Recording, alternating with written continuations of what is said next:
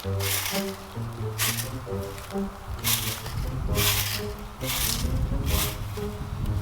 niyo bang turuan ko kayo kung paano lumipad gamitin tong walis na parang Harry Potter? Panoorin mo. Sa nagsabing pangit ako mag-edit para sa ito, pakita ko sa'yo. Lilipad ako papunta doon para sa ito, Brad. Lilipad ako. Hawakan mo yung walis mo. Lalagay mo dito. Ganyan. Ganyan ka. Tapos lilipad ako.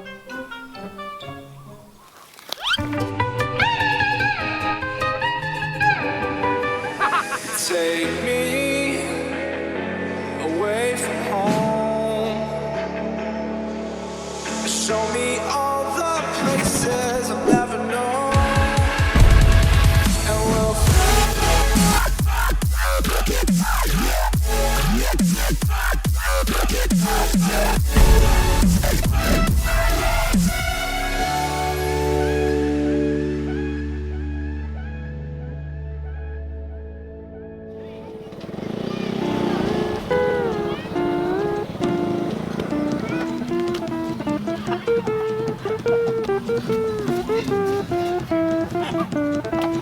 Ha! Pasok ka, takbo dali! Takbo! Galing mo? Pichang ko! Okay. Humalong daliwa ulit. Irene! Irene! Irene! Nasaan ang tindahan mo? Ah! Naglaho na yung ano mo dito, Cyrus. Di na ako pinapansin dito. Ha? Ganda ng buhok mo ah. Hindi ka na ilang? Gusto mo bumaba na ulit? Dali lang, pahaba ulit. Pahaba ulit? Hello! Hi daw, hi. Hi! Ay, ang cute naman! Wala, may mukha doong isa. Mga bagong set ng anklets. Kasi yung mga anklet ko dito, madami dati yun. Ay, madami dito. Kaso tinanggal ko na kasi nabubulok na. Akin na lahat ito. Doon sa boarding house ko, lahat ng mga anklets ko dito sa paa, punong-puno yan eh. Sobrang dami yan eh. Pinagtatanggal ko na kasi nabubulok na siya. Para syempre yung hygiene mo. Kasi minsan pag daliligo ka, tapos Pero hindi naman siya. medyo nangangamoy na siya pag ano, Hindi naman muti. pag nababasa. So, ayan. Dito ako bumibili sa Luntian Handicrafts ng mga ganito. Ayan, maganda yan, oh. Yan na lang, iisa na lang. Bibili tayo. Sayawan mo sila dito. First na. Bye-bye. Tingin ka muna dito. Ay, babay na daw kayo dito. Bye-bye ka dito. Dito. Babay na daw. Bye-bye. Oh. Mua. Madali siya eh. Ayun ha, pag napunta kayo at bibili ko yun ng mga anklets ha, si Ate Che. Ayan. Luntian Handicrafts. Lagi yung sinasabi niya pag nandito ako. Luntian Handicrafts. Meron akong pandagdag sa aking anklet. Sige bro. Wow, sarap naman. Uy, kung dito na may iniinano si mama mo ah. Sarap naman ang daing na yan. Sir, maraming kanin. Sarap. Peros daw. Pogi mo ah. Ay, gumanon ka sa'yo. Peros ka daw. Pogi mo ah. Tingin ka dito. Hindi ka totoo na. Hindi ka totoo. Dali nga, para maglagyan. Ha? Ganun ka, ganun.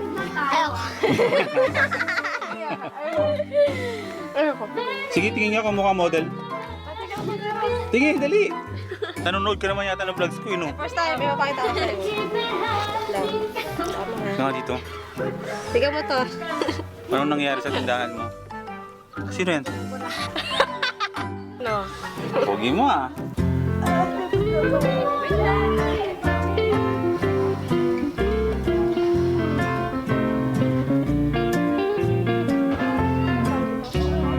Lasing ka? Ito bro. Sobra. Inuman na naman. Okay naman eh. Wala nga. Ang mga tao dito nag-chill-chill lang. Walang stress na tao dito. Ang taong stress na pumupunta dito, umuuwing hindi stress. Eh, nandito ako. stressed ako. Uuwi ako hindi stressed. Pahinga ka lang. Bibili ka naman ng Red Horse? Mabili ng Red Horse. Kagigising mo lang dahil sabi mo sa inuman, tapos bibili ka ulit ng Red Horse. Sarap. Yung mga basura na napupulot sa dagat doon. May silbi. Ano to kuya? Ba't di pa dito? Ito. Magkano yung anklet? Oh, Ito mga perlas. nang silanganan. Ay, kanina. Alab ng puso. Sa dibdib mo ay buhay. Gusto ko ng anklet. Ano bang babagi sa ano? Hala, nag-hoard na tayo ng anklet. Ay, hindi. Po kuya, check mo rin ako, Procopio. Tambay tayo dun, boss. Tambay ka. Gusto nyo para may content din kayo. Sin. Sige, boss. Nice balik Ha? Meron na akong bago na merong shell. And itong kulay green. Dati ka din ganyan yung kadami. Wala hanggang dito. Pero pinalitan ko na. So, back to tatlo na lang ulit. Ganda. Ayan, at dumating na ang aking favorite na kape. Hey, Mami Fibs. Ito yung kape guys na hindi ko pinapalagpas kapag nandito ako sa Zambales. Kahit bagong gising, kahit tanghali or kahit hapon, bakit umuwi. Basta nga importante, pag nandito ako sa Zambales, hindi ko pwedeng palagpasin yung kape ni Mami Fibs. Mapabarya mo yung 5. Ang kape na to ay galing to sa Buskalan. Nakalimutan ko yung tawag niya. Pero, basta yun. Ganon.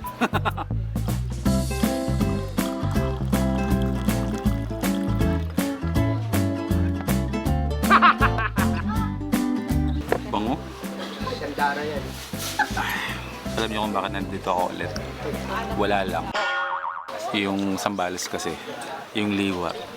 Ito yung takbuhan ko every time na stressed ako or may pinagdadaanan in life.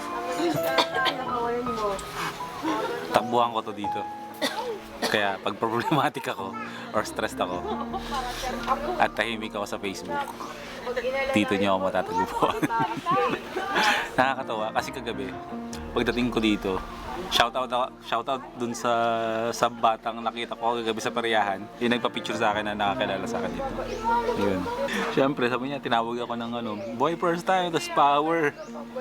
Siyempre pag power si Kong TV. Hindi naman ako yun, kaya hindi ko masyadong napansin. Tapos ayun, shoutout sa iyo ha. Nagpa-picture sa akin. Meron pala tayong mga first timers dito sa Zambales na nanonood sa atin.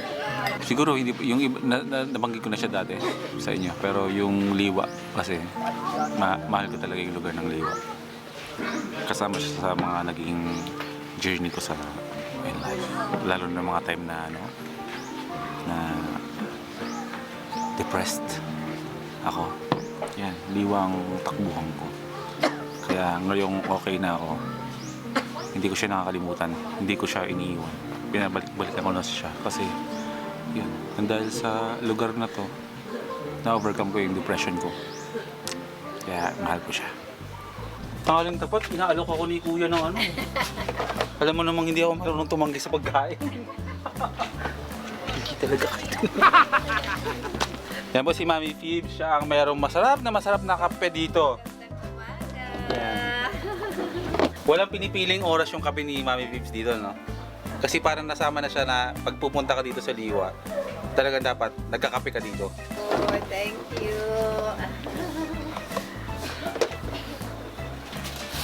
Pinoy. Sarap. Ano sa'yo dito kaya sa'yo? Ito sa'yo, di ba? Ako lang yung nagtinda. Ayan. Tip sa mga nagluluto. Pag maitim, sunog na.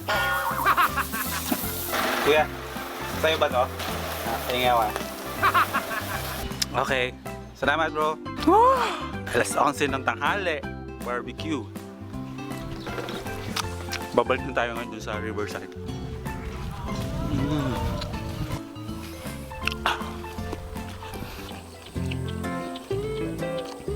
Kuya, anong isda po yung pwedeng mahuli dyan? Aligasing. Pa? Aligasing. Aligasing? Anong malaking isda yun? Ah, maliliit. Pwedeng pang paksiw. Walang isdang ano dyan? Yung malalaki, mga dalag... Ano ba yan? Dalagang bukid, ganon. Oh, wala. Ito, meron sure. Dito. Ahas, wala. So, damo ano. Meron yan. Tagatagong na yun. Ngayon lang ako nakarinig ng isdang tawag yung aligasi. Hindi ko lang alam kung anong tawag sa amin yan, pero ibang term lang yan eh. Kung alam niyo kung anong ibig sabihin ng aligasi, kung anong ibang term ng isda na yan, comment nyo. Alam ko yung itsura ng isda na yan, pero sa amin, grabe yung lens ko, may sauce pa ng may sauce pa ng barbecue. Sige mga tatay, salamat po. Mag-enjoy na kayo dyan sa inyong pangingisda. Hindi ka magtataka, kayo magtataka kung once na napunta kayo dito, babalik at babalik kayo kasi merong hindi ko alam kung paano ko ba masasabi itong lugar na to dito sa Riverside. Di ba kadalasan pag pumupunta tayo sa mga lugar, pagpunta natin na-enjoy natin, tapos wala na, uwi na tayo, ganun. Dito, once na napunta ka dito, parang hindi mo alam na parang naengkanto ka na, ewan, basta ganun na parang minamagnet ka ng lugar, tapos mamahalin ka na ng lugar. Take note ha, hindi mo mamahalin yung lugar, mamahalin ka ng lugar. Kaya bumabalik-balik talaga ako dito kasi parang pag nandito ka, hindi ko ma-explain eh. Hindi ko ma-explain. Malalaman niyo yan pag napunta kayo dito. Yung mismong lugar yung magpapaliwanag sa inyo kung bakit gustong gusto ko dito. Puntahan nyo to. Pag napunta kayo dito sa Zambales, sa Liuliwa, pumunta kayo sa Riverside. Ito yun, Riverside. Hindi na siya dagat. Lake na siya to. So, bagong haven ko to. Ate, pupunta na po kami sa pupunta na po kami palengke, si Bibe po. Sa dagat pa rin. Antayin na lang natin siya. Opo. Yan ang aming mami dito. So si Bibe nasa beach daw, nagsisurf. So aantayin natin siya kasi isasama natin siya sa palengke para mamili ng uulamin namin dito. Mabait ka. Hala! Hello mama, ano pong massage yung gusto nyo? Massage.